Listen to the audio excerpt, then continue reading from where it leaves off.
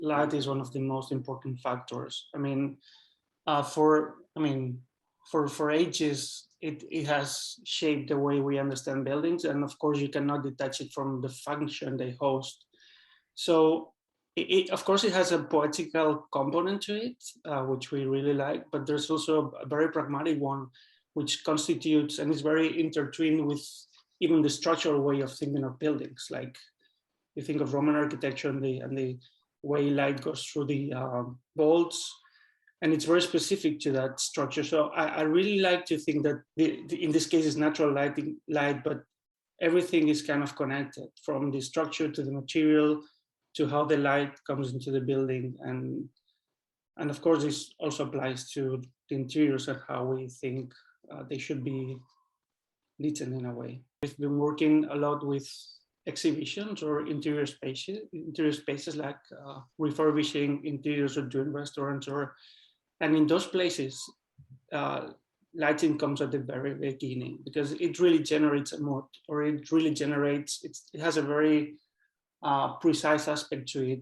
And I really think that architects do care about lighting, interior lighting, because it's one of the main ways of building the space when it's closed, like in an exhibition, that you're really focusing on some pieces, and you have to have such a huge control, such a precise control of the light.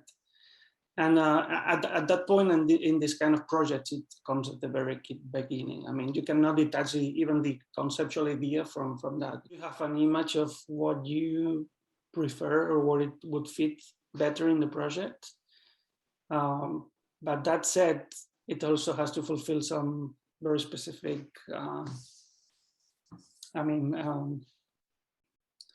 particularities from, its light has a very specific identity and provides a very specific mood and atmosphere. So that part, it's trying to join the image of how you want this light to be integrated within the space and dialogue with it. And on the other hand, how this light eventually is doing what it's supposed to do. So I think it's a twofold issue in here. You can trust someone who knows about the effect, but also there's a dialogue in trying to find something which is adequate for the overall concept of the project, even from a formal point of view. When it comes to a project, you really have to make this effort and try to see, because for instance, we also design furniture sometimes, and we just ended a project in upstate New York, and we were commissioned not just the space, but also designing the furniture, which included lamps. And of course, you have some ideas, but you really have to know what's in the market, and that sometimes we don't do that so much, and we are not so well informed. And then you realize when you're just starting to apply these kind of things. We're helping to build, and of course the project is somehow given because it's the Spanish art pavilion for the Biennale in Venice the next year, and the artist is Ignacio Bellin. He's a conceptual artist. So his project, which is already has been published, this is not a spoiler, but he took the pavilion and turned it 10 degrees, so you get kind of a doppelganger, which is intersecting with the existing one. But of course, he had to introduce lighting.